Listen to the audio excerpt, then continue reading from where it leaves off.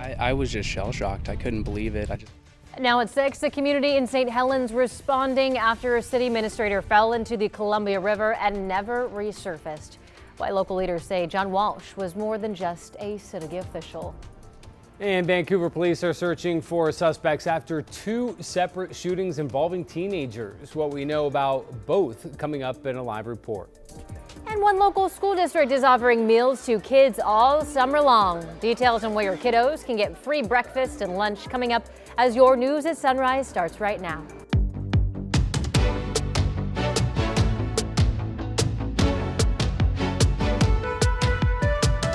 Good morning, and thank you for joining us on your Tuesday. I'm China Green. And I'm Matthew Herchick. Happy to have you with us to start your morning. Chris McGinnis is off, but we've got the next best thing. The Rodster. Rod Hill is Close. here. I mean, you know, in the same zip code, maybe. All right. Here's our Salem sky camera. We have a beautiful day coming, and all of the heat related warnings have been dropped. Much cooler air literally moved in on the heels of a west wind last night. So here we go with a gorgeous day. It will be sunny, and it is mainly clear right now. 58 is your early morning number in Salem. Here's the Rose City camera showing the blue skies. Temperature 60 degrees. Nice, pleasant start to our day.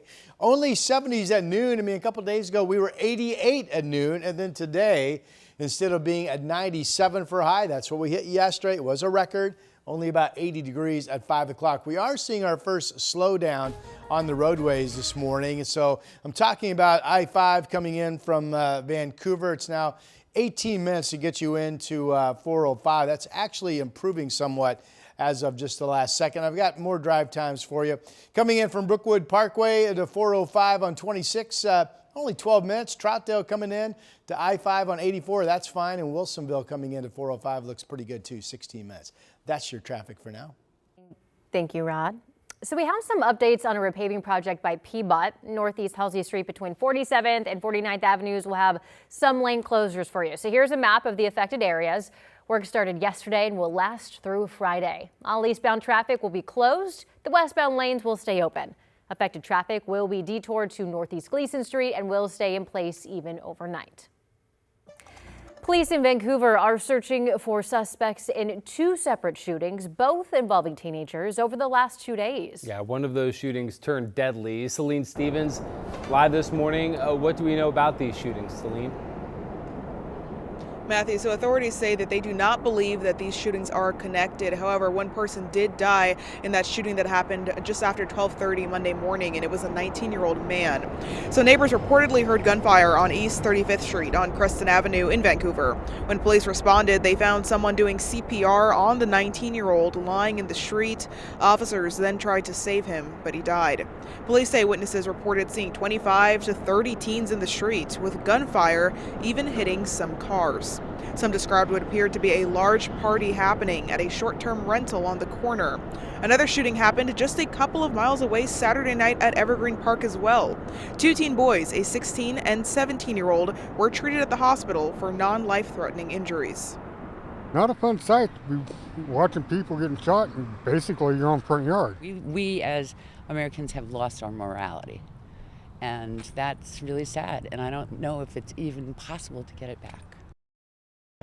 So far, Vancouver police say there's no word on any suspects in either of these shootings. They say that any information or video from the public could be helpful in their investigation. Back to you.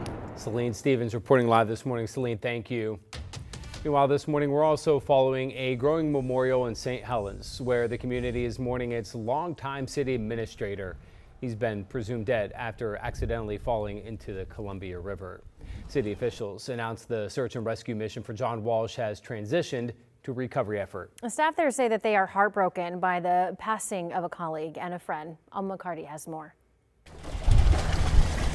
Tragedy in St. Helens. Columbia River, it gives life, and unfortunately it can take life. That community now in mourning after City Administrator John Walsh fell from these docks and into the Columbia Saturday night. He never resurfaced. Really loved his kids, loved his wife, and was never said a bad thing about anyone, and was really an attribute to this community. Nicholas Helmick is one of the many who've stopped at a memorial to pay their respects. It broke my heart, it really did. City staff say at this time there's no suspicion of foul play. Despite an exhaustive search involving multiple agencies, as of Monday night, Walsh has yet to be recovered from the river. I was just shell-shocked. I couldn't believe it. I thought it was a nightmare, and like there's no way this could be real right now. The city's already going through enough as is, and to lose one of our pillars is just really made me really sad. Leaders say he was more than a city administrator for the last 14 years. He was a dedicated citizen, a legacy builder for the city of St. Helens, and a friend.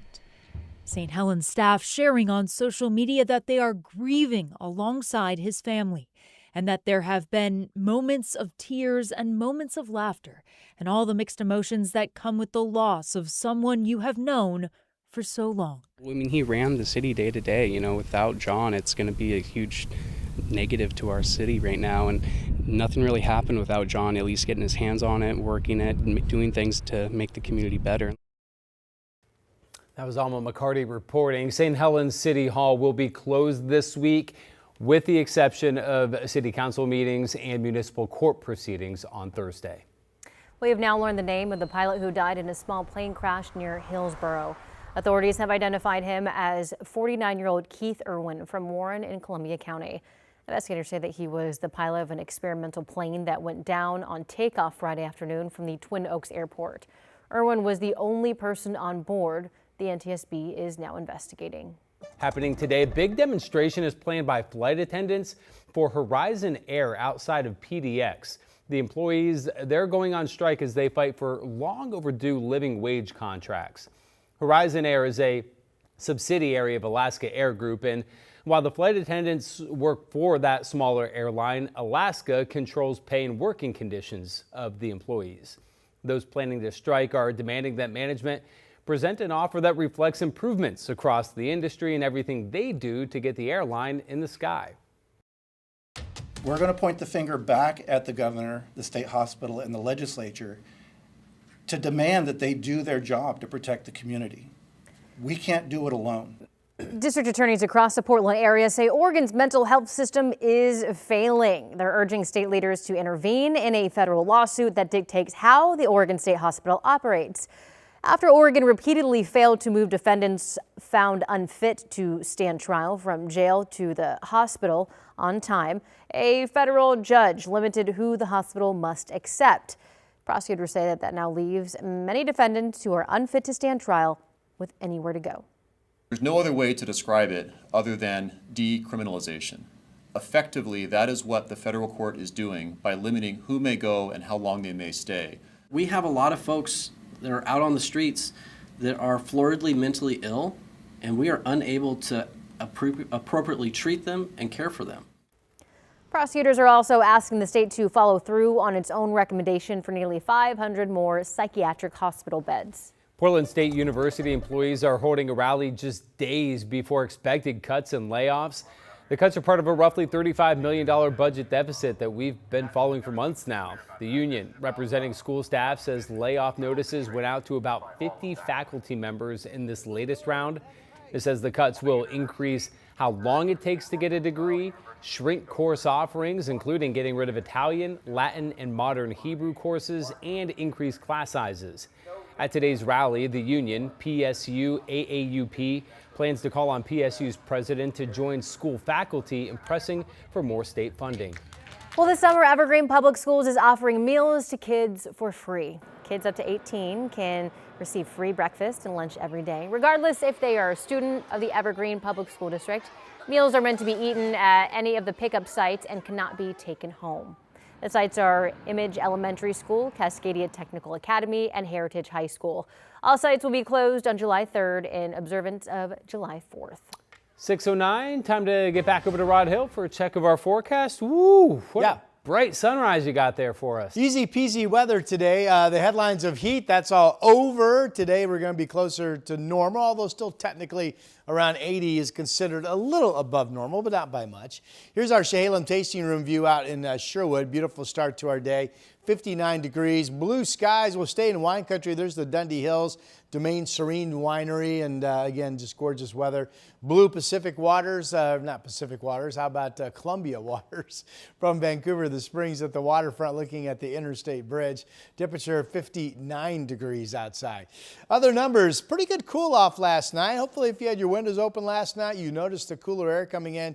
It's 55 Scappoose, Tigard the same, Troutdale, Camas all at 55 degrees. McMinnville, one of the cooler spots at 52. And you folks in Salem right now, 58 is your temperature. Weather map for today, there could be some 90s again in central and eastern areas of our state where temps will be well up into the 80s. But the Dalles cools about 82 at 4 o'clock and then 70s to low 80s in the Willamette Valley and Southwest Washington today. Coast temperatures primarily holding in the 60s. Wind flows back to the west-northwest. So we may struggle in the Rose City just to get up to 80, even with all the sunshine we expect today. Tomorrow, some early clouds and then sun, 78. A little bit warmer on Thursday, Friday. This is a dry 7-day forecast. Weekend, early clouds, 78 Saturday, Father's Day, Sunday, and also the first day of summer. Mostly sunny and up to 83 degrees. If you haven't heard, yesterday we did make my forecast high of 97, a new record for yesterday's date. Back to you. All right, Rod, thank you.